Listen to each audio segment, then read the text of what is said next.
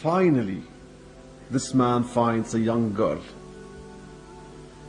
He goes to ask his father to accompany him to meet the girl and the family of the girl.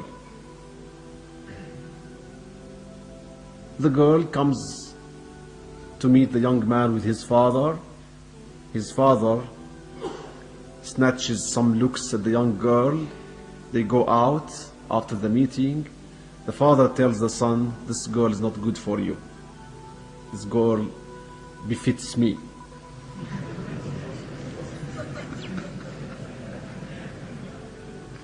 No, you shouldn't.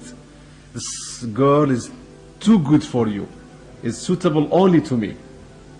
They disagree, and this is a good reason for disagreement, because no father is supposed to be in that position at all, of course.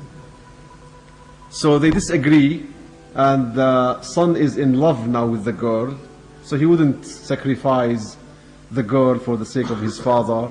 The father is already also in love with the girl. He wants the girl for himself. I don't know whether there is any type of such girls you can love at first sight. This is only in poetry. It doesn't exist. Loving at first sight exists only in poetry. Because when people love at first sight and they get married, love should grow. Unfortunately, love wanes, becomes weaker, doesn't grow. True love becomes bigger and stronger. We spoke about this enough anyway. So they disagree. They go to court. The judge, as corrupt as most judges, even in the Islamic world nowadays, so the judge asks them to bring the girl, to ask her for her opinion. When the judge sees the girl, I can see you know the story. So the judge falls in love with the girl.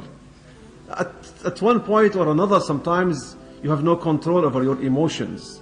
I told you this is just an imaginary figure, because it's only in the story. It exists in the story for the purpose of the story. But in reality, it doesn't exist. So the judge says, this girl is not good for any of you.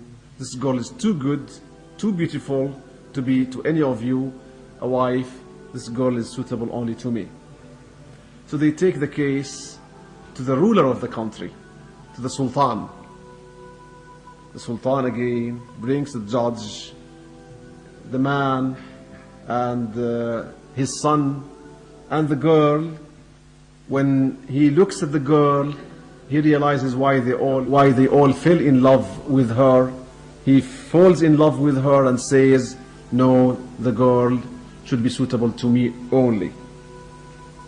Now 4 people are fighting with each other. Every one of them wants to get married to the girl.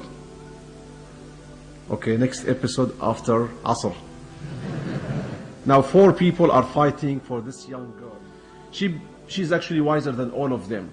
She said to them, okay, I'll make a test. I'll run and you run behind me. The first person who catches me, I'll be his wife. So they all run and she runs. She runs and they're running behind her. She disappeared from their eyesight. She's running so fast. All of a sudden, they came, they saw a big hole, dark and deep, and they saw the girl standing there in the hole, and 4 of them are up, looking at her down. She was telling them, I am the dunya and this is your grave. I am the dunya and this is your grave. It's all metaphorical and symbolic to show how we are running behind the dunya, brothers and sisters. We are running behind the dunya, making every effort to catch the dunya, and the least efforts for our deen. It's just anything extra we have when we are free and when we are really in good shape, then we do something for the sake of Allah. But for the dunya, we never get tired. We never get bored.